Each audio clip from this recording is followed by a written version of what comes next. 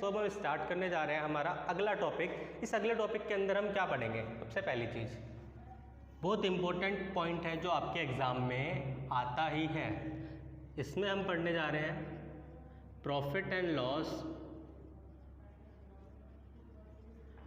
Appropriation account. Profit and loss appropriation account के बारे में हम पढ़ेंगे। अब profit and loss appropriation account क्या होता है, क्यों बनाया जाता है, कैसे बनाया जाता है, इन सभी सवालों के जवाब अब आपको मिल जाएंगे और कभी प्रॉब्लम नहीं आएगी। ध्यान से सुनना मेरी बातों को, मैं क्या कहना चाहता हूँ। सबसे पहले बात मैं आपको बता दूँ कि आपने 11th क्लास के अंदर, क्लास 11th में आपने पढ़ा होगा कि ट्रेडिंग अकाउंट कैसे बनाते हैं। Trading and P&L account. Okay, final account आपने पढ़ा है 11th क्लास के अंदर, तो उसमें ट्रेडिंग एंड P&L अकाउंट आपने बनाया ही होगा। उसी के बेस पर मैं आपको समझा दूंगा कि P&L एप्रोप्रिएशन क्या है। तो ध्यान से देखना कि ट्रेडिंग एंड P&L अकाउंट कैसे बनता था, बताइए। सबसे पहले रिवीजन के लिए, सबसे पहले यहाँ पर आप ओपनिंग स्टॉक लिखा करते थे, यहाँ पर आपकी नेट परचेजेस आया करते थे।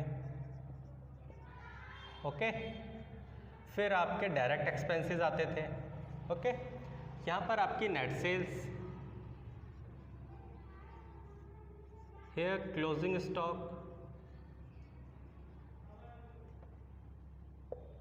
ओके, यहाँ से आपको मिल जाया करता था ग्रॉस प्रॉफिट। अब ग्रॉस प्रॉफिट मिला, इतना तो होता था आपका ट्रेडिंग अकाउंट। ओके, इतना क्या होता था आपका ट्रेडिंग अकाउंट। अब मैं इसको थोड़ा सा बड़ा कर देता हूँ। यहाँ पर आप क्या लिखते थे? ग्रॉस प्रॉफिट, ये CD, और यहाँ पर ब्रॉट डाउन कर देते आप उसको BD। तो ये आता था आपका ग्रॉस प्रॉफिट। अब ग्रॉस प्रॉफिट आ गया, इसके बाद आप P&L अकाउंट को कैसे बनाते थे? जितनी भी इनडायरेक्ट इनकम्स हुआ करती थी वो आप इस साइड लिखा करते थे, क्रेडिट साइड। जितने भी इनडायरेक्ट एक्सपेंस होते थे वो आप डेबिट साइड लिखा करते थे। इनडायरेक्ट एक्सपेंस के अंदर मैं दो नामों को बता देता हूँ आपको जो आगे आएंगे, एक इंटरेस्ट ऑन लोन, एक मैनेजर्स कमीशन। ओके, एक इंटरेस्ट ऑन लोन, एक मैनेजर कमीशन। ये दो वर्ड आपने ज़रूर देखे होंगे 11th क्लास के अंदर। मैनेजर कमीशन तो खासकर जो बच्चों को कंफ्यूज कर दिया करता था। तो इंटरेस्ट ऑन लोन और मैनेजर कमीशंस, ये दो पॉइंट आपके बता दिए मैंने इनडायरेक्ट एक्सपेंस के। ओके, तो यहाँ पर इनडायरेक्ट एक्सपेंस, यहाँ इनडायरेक्ट इनकम्स, ये सारी आप लिखने के बाद आपका पास क्या आता था? नेट प्रॉफिट या नेट लॉस। तो मैंने सपोज किया कि नेट प्रॉफिट आ गया। अब ये आ गया नेट प्रॉफिट। अब यहाँ पर ना आप 11th क्लास में एक चीज़ नहीं करते थे जो आपको अब 12th में करनी पड़ेगी। जैसे कि नेट प्रॉफिट यहाँ पर आया, नेट प्रॉफिट के बाद आप सीधा क्या बना दिया करते थे? नेट प्रॉफिट के बाद आप क्या बनाते थे? आपको पता होगा बैलेंस शीट। ओके, यहाँ पर आपकी बैलेंस शीट बन जाती थी। यहाँ एसेट्स आ गए, यहाँ लायबिलिटीज सारी पुट करके आप इधर कैपिटल के अंदर इस प्रॉफिट को ट्रांसफ़र किया करते थे। ओके, ये सारी चीज़ें आप करते थे। लेकिन अब 12th क्लास में आपको क्या करना है? देखिए, ये जो नेट प्रॉफिट आया है, नेट प्रॉफिट का मतलब क्या है? पूरे साल काम हुआ, पूरे साल में जितने भी डायरेक्ट एक्सपेंस हुए, डायरेक्ट परचेज हुए, परचेज सेल सारी आपने निकाली। उसके बाद आपको पता चला कि आपका नेट प्रॉफिट इतना आया। अब इस नेट प्रॉफिट के अंदर फर्म क्या करती है? इस नेट प्रॉफिट के अंदर पार्टनरशिप फर्म में क्या होता है कि जितने भी पार्टनर्स हैं, जितने भी पार्टनर्स हैं, उन पार्टनर्स को इंटरेस्ट दिया जाता है उनकी कैपिटल पर। जितनी भी उनको सैलरी या कोई कमीशन देना होता है तो वो भी हम इसी प्रॉफिट में से निकाल के दे देते हैं। Okay, salary, commission. और अगर कोई इंटरेस्ट चार्ज करना होता है उनके आप ऊपर, जैसे कि इंटरेस्ट ऑन ड्राइंग, तो वो चार्ज करके इस प्रॉफिट के अंदर इंक्लूड कर लेते हैं हम।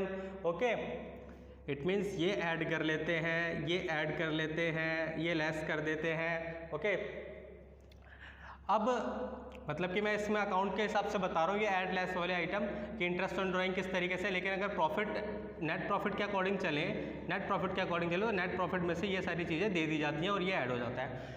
और क्या क्या चीज़ें, अगर कभी कभी देखो रिजर्व बनाना होता है, कभी कभी अगर किसी चीज़ के लिए रिजर्व बनाना है तो रिजर्व कब बन सकता है, जब आपके पास प्रॉफिट हो, यानी कि एक्स्ट्रा पैसा हो। एक्स्ट्रा पैसा मीन्स जब आपके पास प्रॉफिट आया तो रिजर्व फ्यूचर के लिए बनाया जाता है कि फ्यूचर के खर्चों के लिए आपने एक रिजर्व बना के रख दिया। उस रिजर्व निकालने के लिए भी हमने उसका अमाउंट कहाँ से निकाला है, इस नेट प्रॉफिट में से। इन सभी चीज़ों को करने के बाद जो अमाउंट बचता है उसको हम क्या कर देते हैं, पार्टनर्स में डिस्ट्रीब्यूट कर देते हैं। पार्टनर्स कैपिटल अकाउंट में बांटा, फिर ये कैपिटल अकाउंट में जो इतना भी गया, यानी कि x को मिला, y को मिला, z को मिला, एक अमाउंट मिला होगा। ये सारी एडजस्टमेंट करने के बाद, इस एडजस्टमेंट करने के बाद जो अमाउंट मिलेगा वो अमाउंट हमारा जाता है बैलेंस शीट के अंदर। वो अमाउंट जाता है बैलेंस शीट के अंदर, कैपिटल अकाउंट में वो ऐड हो जाता है। ठीक है, जिससे इनकी एक्स वाई जेड की कैपिटल इंक्रीज होती है, वो सारी बैलेंस शीट में जाके ऐड हो जाती है। लेकिन ये वाला पार्ट आपने 11th क्लास में नहीं किया था। आप क्या करते थे, सीधा नेट प्रॉफिट उठाया और कैपिटल के अंदर डाल दिया। लेकिन यहाँ पर कौन सा वाला अमाउंट जाता है, जो उनको मिला है, salary, commission, interest on capital के बाद, ये सारी चीज़ें इंटरेस्ट के बाद।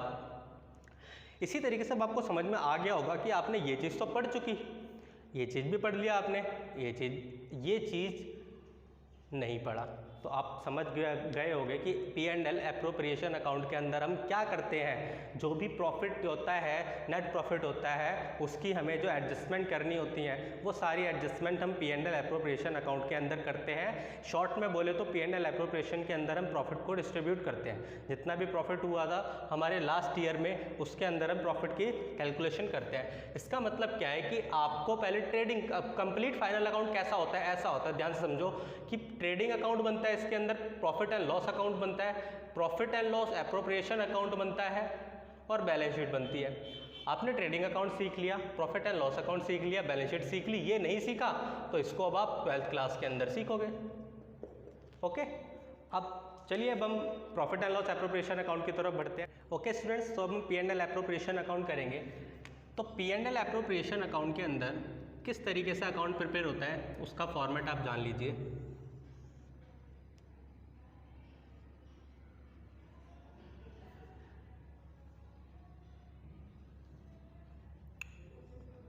अब यहाँ पे देखिए, इस साइड तो आते हैं आपके ऑल पर्टिकुलर्स, इधर भी आएगा आपका पर्टिकुलर्स, हेयर भी write debit and here credit. मैं बार बार आपको बोलता हूँ कि टू और बाय को लिखना कंपलसरी नहीं है, तो आप उसको नहीं लिखोगे तो भी चलेगा। ठीक है, टू और बाय को लिखना। अब सबसे इंपॉर्टेंट चीज़ मैं बताता हूँ। सबसे पहले आपको यहाँ पे लिखना है नेट प्रॉफिट। नेट प्रॉफिट आएगा, ठीक है, क्योंकि आप P&L अकाउंट जब बनाते थे, P&L अकाउंट के अंदर अभी मैंने दिखाया आपको कि नेट प्रॉफिट किधर आया, इधर, तो इसको क्रॉस ट्रांसफर कर दिया जाएगा। नेट प्रॉफिट इस साइड आ जाएगा। ओके, और क्यों क्रॉस ट्रांसफर होगा, सब चीज़ आपको बताया, हम बता चुके हैं पहले। अब मैंने अभी बताया कि क्या क्या चीज़ें आपकी आने वाली हैं। अब ना बहुत ईजी तरीके से, बहुत ईजी कंसेप्ट है P&L एप्रोप्रिएशन अकाउंट बनाने का, बहुत ईजी कंसेप्ट है। आपको 11th क्लास में पढ़ा होगा नॉमिनल अकाउंट का नेचर क्या होता है। ठीक है, नहीं पढ़ा तो मैं पढ़ा देता हूँ।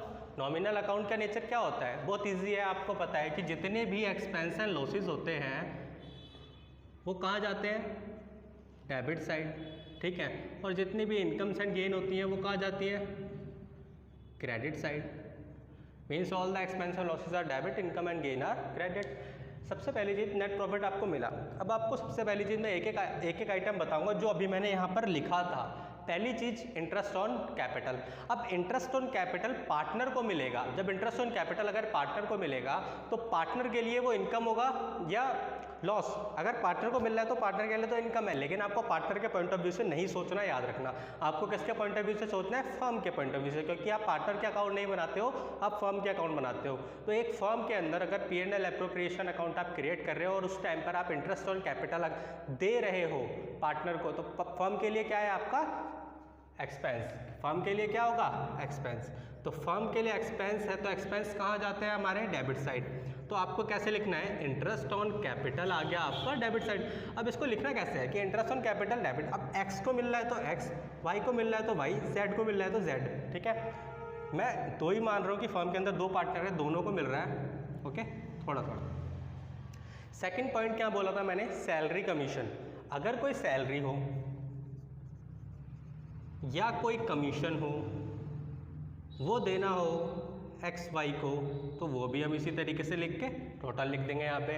अगर कोई रिजर्व बनाना हो, क्योंकि सिंपल सी बात है ना, यहाँ पे आप ध्यान से समझना कि अगर इंटरेस्ट ऑन कैपिटल है वो दे रहे, पार्टनर को देंगे तो एक्सपेंस, सैलरी कमीशन देंगे फर्म देगी तो फर्म के लिए एक्सपेंस, इसी तरीके से रिजर्व बनाएगी तो उसको प्रॉफिट जा रहे तो expense. Okay, next interest on drawing में यहाँ पे क्यों लिख रहा हूँ, खुद सोचिए कि ड्राइंग क्या होती है। ड्राइंग जो पार्टनर फर्म से पैसा विड्रॉ करता है अपने पर्सनल यूज़ के लिए, फर्म से पैसा विड्रॉ किया पर्सनल यूज़ के लिए, उसके बदले पार्टनर अब फर्म को पैसा देगा, क्योंकि मैंने फर्म का पैसा यूज़ किया, तो पार्टनर जो है अगर फर्म को पैसा देगा तो फर्म के लिए तो वो इनकम बन जाएगी, और हमारी नॉमिनल नेचर के अंदर इनकम कहाँ जाती है, क्रेडिट साइड, तो इसीलिए इंटरेस्ट ऑन ड्राइंग या क्रेडिट यहाँ पर एक्स वाई आ जाएगा।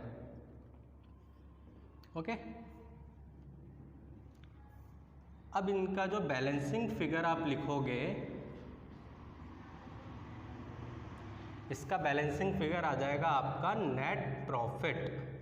अब ये नेट प्रॉफिट एक्स और वाई में डिस्ट्रीब्यूट हो जाएगा। अब यहाँ पर मैं समझाने के लिए फिर से बताता हूँ, आप यहाँ पे लिखोगे x capital account, vice capital account, ये कैपिटल अकाउंट वर्ड आप यहाँ पर भी लिख सकते हो, नहीं लिखोगे तो भी चलेगा, बट यहाँ पे लिखना कंपलसरी है कि एक्स कैपिटल अकाउंट और वाइस कैपिटल अकाउंट। अब मैंने आपको लास्ट क्लास में लास्ट टॉपिक बताया था कैपिटल अकाउंट का, तो उसी के लिए मैं बता रहा हूँ, अगर क्वेश्चन में कैपिटल फिक्स्ड बोली जाए, अगर कैपिटल फिक्स्ड बोली जाए तो यहाँ पर आपको कैपिटल वर्ड ना यूज़ करके कौन सा वर्ड यूज़ करना है, करंट अकाउंट। ठीक है, तो हाँ यहाँ पर आप क्या लिखोगे, x capital, x current account, vice current account. अगर क्वेश्चन में बोल दिया जाए कि एक्स और वाई की कैपिटल फिक्स है तो आपको वहाँ पे करंट अकाउंट यूज़ करना है। अगर बोला जाए फ्लक्चुएटिंग है तो आपको कैपिटल वर्ड यूज़ करना है, और अगर आपको कुछ भी ना बोला जाए, जो मोस्टली क्वेश्चन के अंदर आपको होगा कि कुछ नहीं बोलेगा, तो उस केस के अंदर आप क्या यूज़ करोगे, जल्दी जल्दी बोलो मुझे, आप क्या यूज़ करोगे, फ्लक्चुएटिंग वाला वर्ड, मीन्स कैपिटल अकाउंट ही आपको यूज़ करना है, आपको कुछ और नहीं लिखना।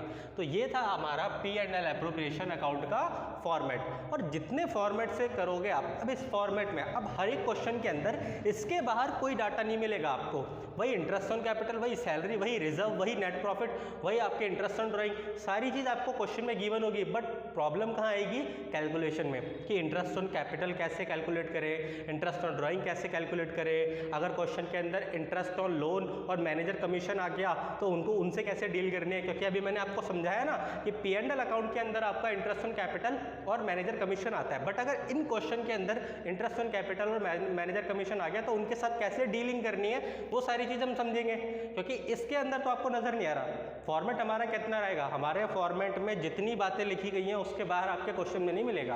क्वेश्चन के अंदर इंटरेस्ट ऑन कैपिटल होगा, नहीं होगा तो इसके जगह कुछ और नहीं मिलेगा आपको, होगा तो यही, वरना नहीं होगा कुछ और। ठीक है, तो फॉर्मेट आप ध्यान से समझिए, इसको कॉपी में नोट डाउन भी कीजिए।